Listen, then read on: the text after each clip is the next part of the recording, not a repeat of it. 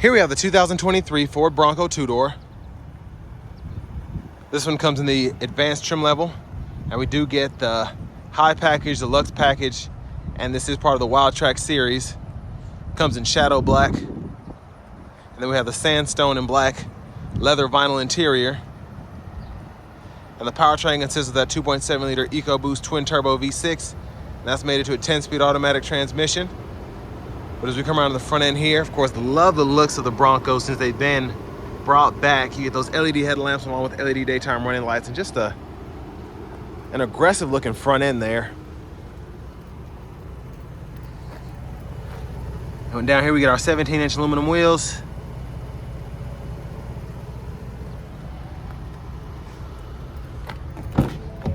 Into the door panel, power door lock controls here. Side pocket. We have the lights that we can turn on our side mirrors on either side there, left and right. And then our headlamp controls are here. It's off, auto, low beams. And then we have our brightness for the gauge cluster there. Electronic parking brake, pull up to engage, hit the brake, press it down to disengage.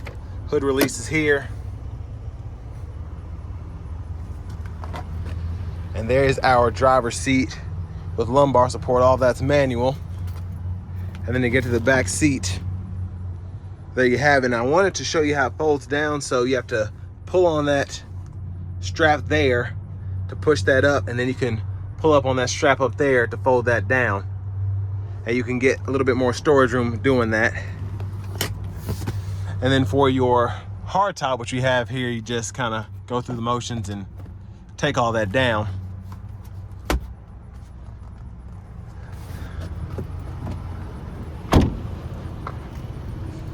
But here to the fuel filler, just take 87 plus. And to the back end here, we do get our LED tail lamps, and there's our spare. And there's our backup camera. And a huge shout out to Auto Collection of Murfreesboro for allowing me to review this Bronco today. I'll leave a link below in the description if you want more info about it or want to purchase. Let's open that up. So again, that's the space, kind of comparing the seat up and that second row seat down. Then we have all the floor mats and whatnot here. But not too much going on. Obviously, this isn't, this is feature driven, but this isn't what you get these for. You get these to look cool, go off-road, have fun. And that's definitely what this is about, just by looking at it.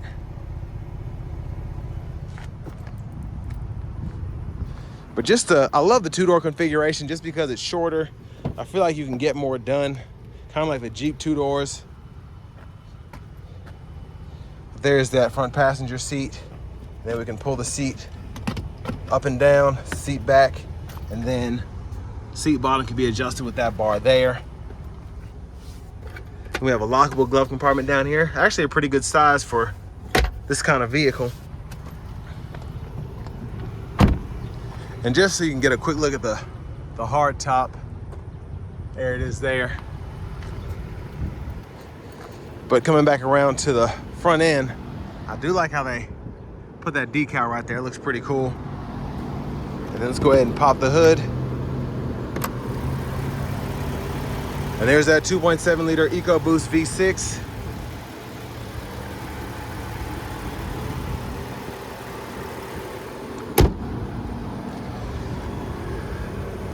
Let's go ahead and hop on in the driver's seat.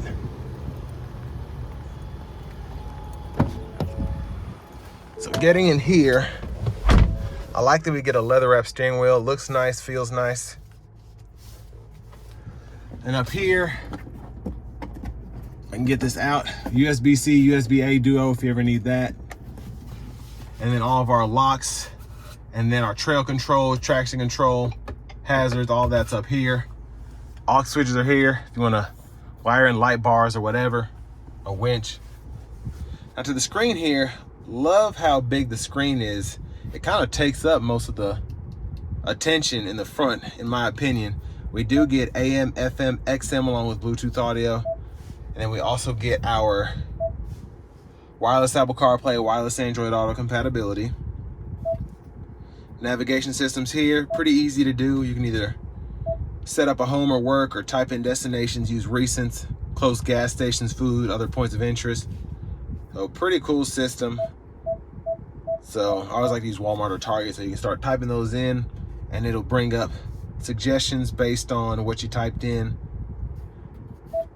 So again, pretty neat system. Then you can also have that up here along with a few other shortcuts, and then you still have your screen there. So zone lighting, off-road status, your pitch and roll, all of that. So pretty neat stuff. And then our settings are here. So general settings go in here if you want to change your language, temperature units, measurements, or tire pressure units. All of that's right there available to you. And then your features, driver assistance. We do get Copilot 360 here, so pretty nice. So we get that adaptive cruise control and the lane keeping system.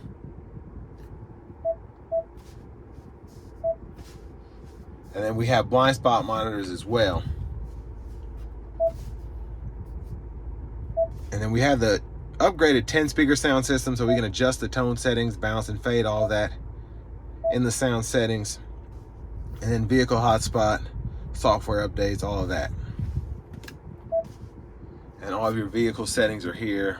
Ambient lighting, if you want to go in there and adjust the brightness, you can do that.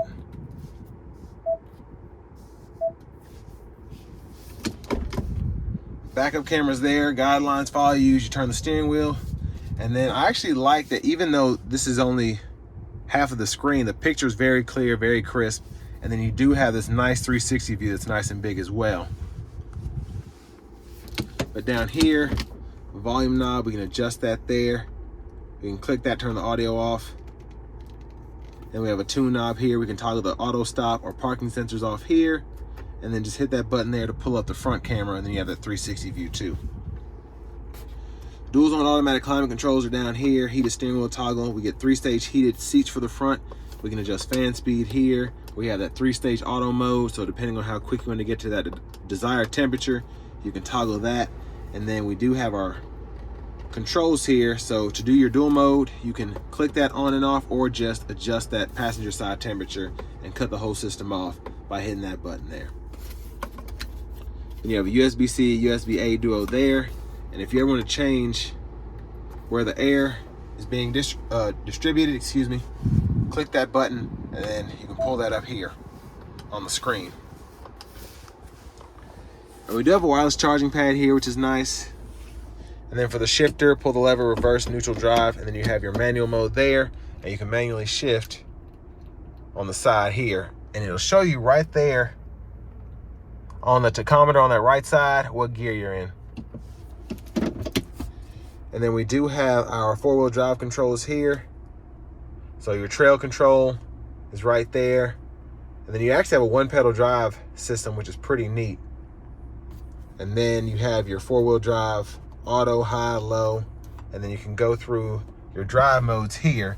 So you have your eco, sport, slippery, mud ruts, sand, then your Baja. And then you can go to that normal mode on the side there. And then we do get one-touch automatic up and down windows on the front. Power mirror controls are here. You can pick a side, cut those on and off, and then adjust using this dial. Center console cubby space, decent size. Got a 12 volt in there as well. There's one more look at the back seat from up here. And then to the steering wheel, blinkers, windshield wiper controls. So that's our intermittent. Then we have low, high. And then we have our rear wiper here. And then pull either way for that rear wiper fluid, and then click that button on the side for the front wiper fluid. And then we can toggle our high beams there, flash here. And then as part of the adaptive cruise control system, we can toggle that lane keeping system on and off. We can toggle the cruise here, the gap adjust there, set the speed, volume. And then over here we have our track list or radio station presets we can go through. And then this is to change your main menu on the gauge cluster here. So hit that, and then you can go through different options, back button. Then you have a voice recognition, Bluetooth button there. But in the gauge cluster, you can set up your own view there. And then you can configure it as well, but I like to go in this trip fuel And then I like to keep an eye on the fuel economy there. But there are several different ways you can set that up. And there's the B&O emblem there, just to show you the sound system. Then push button start.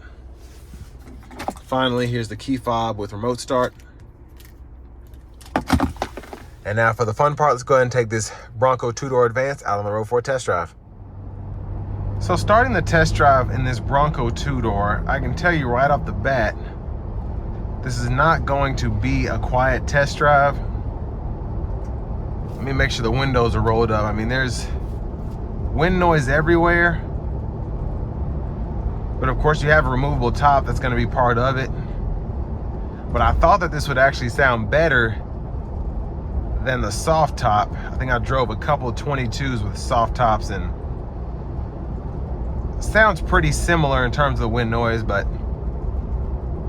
you have that B&O sound system, that should take care of that for the most part.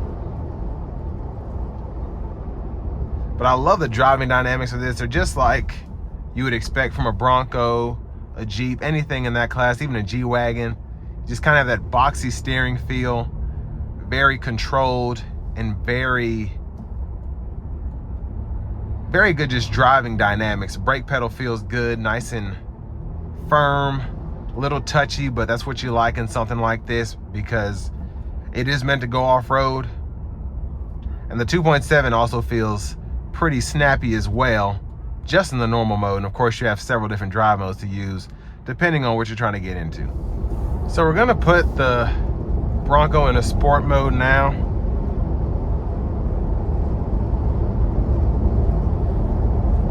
And then we're gonna put it into the manual mode. So putting it in a sport mode gives you that automatic 4-wheel drive.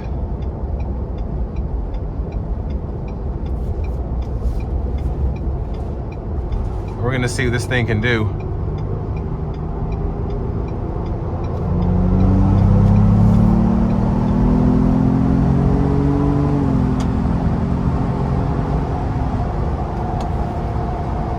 So extremely quick.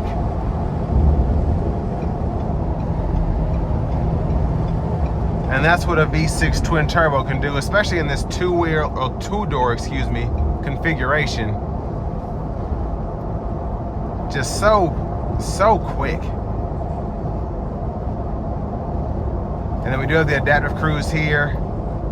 We have the lane keeping system, so that'll just kind of ping you back and forth.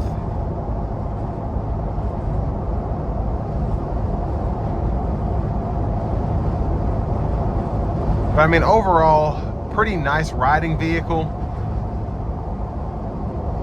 Even though it's kind of it's an off-road oriented SUV.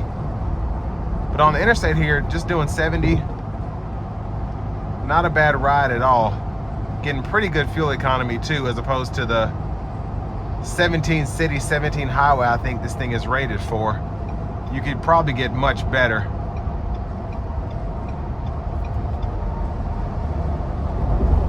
But overall, a pretty pleasant driving experience, to me at least. And now that I've gotten on the interstate, I do feel like the hardtop sounds a little bit better than the soft top, but that could just be because this is a two-door variant. But yeah, the driving dynamics for this are they're just extremely pleasant if you're looking at a vehicle like this. You get a very off-roady feel, but still it's quick and it's still fun to drive even when you're not on the trails. Now I have the Bronco in eco mode now, and let me just say, when it shifts from 4-wheel to 2-wheel, you can feel it, but it's very unnoticeable. Let me put it that way. You have to actually kind of feel for it, but you don't hear any clunking. And this is a new vehicle. I don't know how it'll hold up over the years, but right now it's just a pretty smooth transition. And the eco mode doesn't necessarily require you to floor it to get up. It's just a little less touchy from the gas pedal. But again, the driving dynamics, can't say enough about that. Feels very Jeepy in that sense. I just love how it drives. And especially in eco mode, it's somewhat quiet from the engine. The road noise is there, but not intrusive at all. The most intrusive thing is gonna be the wind noise, just with something built like this anyway. But final thoughts on this Bronco two-door. Love how it's optioned out. I think this one's around 68, 69 grand. And if you're looking for something like this, I do like how it compares to the Jeep Wrangler. I like how it compares to a G-Wagon in terms of capability, features, especially for the price point. And it's just, again, looks good, feels good on the inside, drives nice. No complaints about this vehicle.